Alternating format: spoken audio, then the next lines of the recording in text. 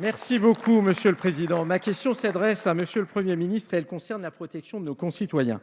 En effet, la gravité du variant brésilien, plus contagieux et plus mortel, menace la France avec des voyageurs en provenance du Brésil sans aucun contrôle spécifique.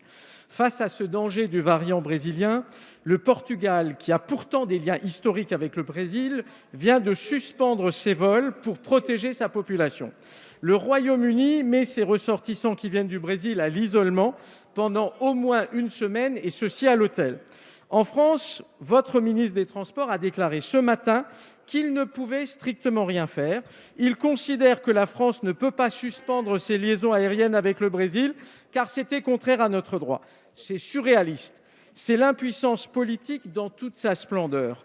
Pire, cette impuissance de l'État et cette incapacité de votre gouvernement à faire évoluer notre droit pour protéger la population face à ce nouveau variant menace d'anéantir 13 mois d'efforts remarquables à la fois des soignants et des Français pour lutter contre le virus. Pour ne pas faire échouer notre politique vaccinale, la France doit temporairement fermer ses frontières et ses lignes aériennes avec le Brésil. Pour nos ressortissants, nous devons a minima mettre en place un isolement strict des personnes qui viennent des pays où il y a désormais un variant dangereux, comme vous le réclament déjà de nombreux scientifiques, et je ne vais pas les énumérer ici. Monsieur le Premier ministre, allez-vous, oui ou non, fermer les liaisons aériennes avec le Brésil pour protéger la population française face à ce nouveau variant, quitte à faire évoluer notre droit? Sur un sujet de cette importance, nous ne pouvons pas nous résoudre à l'impuissance publique que vous nous montrez, hélas, trop souvent. Merci, monsieur le député. La parole est à monsieur le Premier ministre.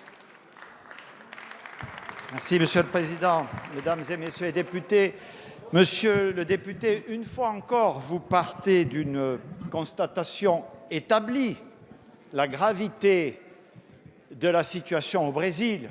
Hélas, je le rappelle devant la représentation nationale, qui subit une situation absolument dramatique. Et la dangerosité du variant du même nom, qui effectivement pose des difficultés réelles. Mais, pardonnez-moi, je vous le dis, monsieur le député, vous faites quelques entorses avec la réalité, en laissant à croire qu'on ne ferait rien. Mais c'est faux, c'est complètement faux. Il y a une chose que nous n'avons pas faite, c'est suivre vos préconisations. Vous avez écrit au président de la République en 2020 pour le conseiller de prescrire l'hydroxychloroquine. Et je vous signale que le Brésil est le pays qui l'a le plus prescrit. Monsieur le député, oui. Donc, un peu de modestie, comme je le dis tout le temps. Bien. Alors, monsieur le député, pour en revenir aux faits, d'abord... S'il vous plaît, un peu de silence. D'abord, je veux dire que tout, à ce jour et depuis les mesures que nous avons prises le 29 janvier dernier, toute personne qui veut se rendre en France à partir du Brésil ne peut le faire que pour des motifs impérieux. Et vous savez que s'agissant des ressortissants français, le Conseil d'État a annulé la décision prise par le gouvernement, considérant qu'il s'agissait d'une contrainte disproportionnée. Toute personne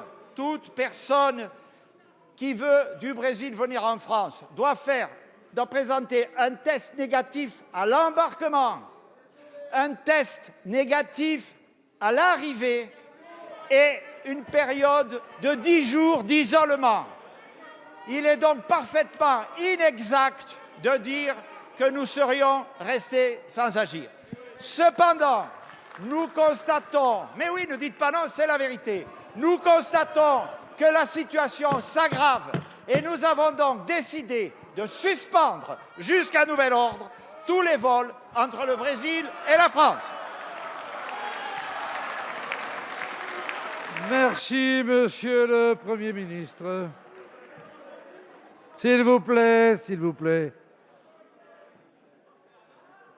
Allez. Monsieur le Premier ministre, vous voyez donc qu'il y a bien un sujet. Par contre, il serait pertinent de faire aussi ce que font notamment les Anglais, parce que vous le savez, il faut protéger nos concitoyens. Vous ne le faites pas